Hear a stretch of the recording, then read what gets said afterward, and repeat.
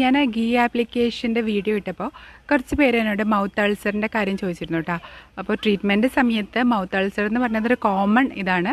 അപ്പോൾ നമുക്കത് കൂടുതൽ നമ്മൾ ഒഴിവാക്കാൻ നോക്കാം. എന്ന് വെച്ചിട്ടുണ്ടെങ്കിൽ മൗത്ത് അൾസർ വരാതിരിക്കാനായിട്ട് നമ്മൾ ചെയ്യേണ്ടത് വെച്ചാൽ കുറച്ച് ഒരുപാട് ചൂടുള്ളത്, കുറേ ഒത്തിരി തണുത്തത്, സ്പൈസി ആയിട്ടുള്ള ഫുഡ് അങ്ങനത്തെ അതൊക്കെ ഒഴിവാക്കിയിട്ടുണ്ടെങ്കിൽ ഒരു പരിധി വരെ നമുക്ക് മൗത്ത് അൾസർ കൺട്രോൾ ചെയ്യാം.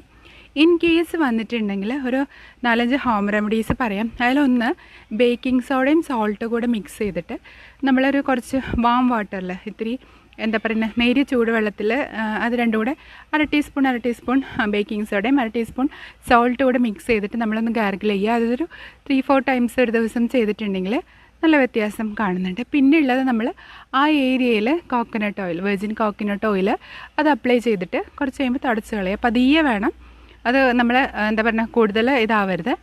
മൂന്നാമത്തേതെന്ന് വെച്ചിട്ടുണ്ടെങ്കിൽ നമുക്ക് അലോവേര ജെല്ല് അപ്ലൈ ചെയ്യാം.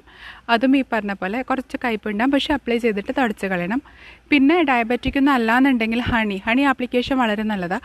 അതിൻ കേസ് നമ്മൾ വിഴുങ്ങിപ്പോയാലും വലിയ കുഴപ്പമില്ല, കാരണം അതിന് സൈഡ് എഫക്റ്റ് ഒന്നും ഇല്ല. പിന്നത്തേത് ബട്ടർ മിൽക്കും പിന്നെ നോർമൽ മിൽക്കും അതൊന്ന് റെഫ്രിജറേറ്ററിൽ വെച്ചിട്ട് തണുപ്പിച്ചിട്ട് അതൊന്ന് വായിൽ കൊണ്ടാലും അതും വളരെ നല്ല കേട്ടോ. അപ്പോൾ ഇത്രയും റെമഡീസ് ഒരുപാട് നല്ലതാണ് ഈ മൗത്ത് അൾസർ ഇത് വരാനായിട്ട്. അപ്പം വന്നിട്ടുണ്ടെങ്കിൽ തന്നെ പേടിക്കേണ്ട കാര്യം, അത് ട്രീറ്റ്മെൻറ്റ് കഴിയുമ്പോൾ തന്നെ മാറുന്നതാണ്. അപ്പോൾ അതൊക്കെ ഒന്ന് ചെയ്ത് നോക്കൂട്ടോ.